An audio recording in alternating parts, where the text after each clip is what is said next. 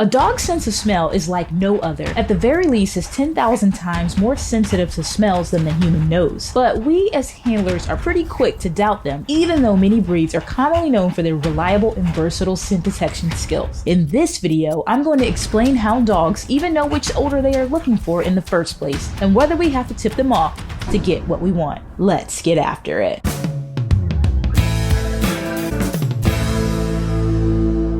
Hey friends, I'm Geryah Dingle, the canine scent boss, and recently we received a question in the comments on whether when in a trial environment, you somehow have to let your dog know which scent they are looking for. And I'm fired up to share how building value to odor can have a major impact on our dog's search responses. In short, we can leverage foundation training based on self-learning through the construction and manipulation of the environment, self-reliance, and Randy Hare's obedience to odor to teach our dogs to trust their nose and search for the correct odor without direct input from us. In fact, direct input from the handler has the potential to make the dog dependent or diminish overall drive. Ultimately, we want the dog to teach himself to trust only his nose to find the correct odor and get the reinforcement. That's where the handler comes in. Our job is to ensure the dog understands the training goal and control access to the reinforcement, whether that be the treat, the toy, or whatever. We must also ensure that we are only reinforcing the desired behavior. So many of us want a thoughtful dog who can reason through the task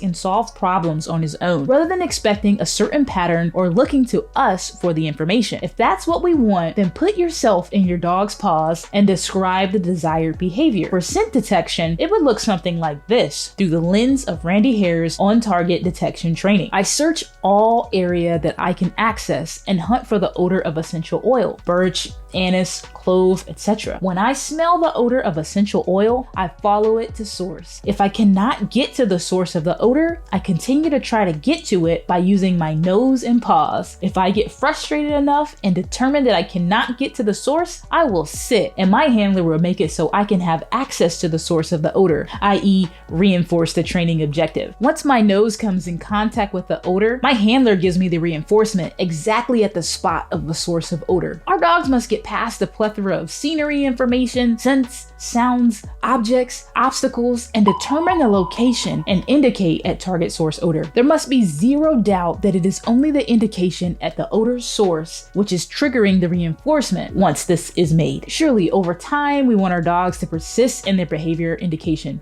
resist and ignore distractions in the search environment, generalize the search behavior to work in multiple environments, and then and only then introduce ourselves back into the equation as an additional source of information for our dogs. But why does this even work? The sport of scent work is based on the work of professional detection dogs, such as drug dogs, employed by humans to detect a wide variety of scents and substances. Similarly, in AKC scent work, dogs search for cotton swabs saturated with the essential oils of birch, anise, clove, and cypress. If you've trained on those odors in the past, your dog will associate a nice payoff with alerting anytime they identify the presence of those odors. It's classical conditioning at its best. In the very early stages of training, our role as the handler is to foster a learning environment that is resistant to errors while conditioning the dog for the search. Teach the dog to trust his nose and disregard his eyes and ears because those don't lead to the reward. Manipulate the environment so it's structured to foster anticipation of the reward. Get out of your own way and allow your pup to do what they have been doing since they were a puppy. Forget the eyes and ears and manipulate the environment to focus on their nose. We must give the dogs the freedom to be reinforced, and you'll have fewer false alerts and a dog not constrained by their handler to give you the behavior consistent with the reinforcer. There's some nuance to that, but before we get into it, let me know in the comment section below what other questions you have about scent work, and maybe we'll answer your question in the next video. And smash that like button if you're getting value out of this. The main point here is that scent work really depends heavily on your dog's drive or desire to seek out the odor or any combination thereof in the first place. You can certainly give your dog different prompts as well. For instance, if my dog is looking for my scent in particular, I'll use the command seek or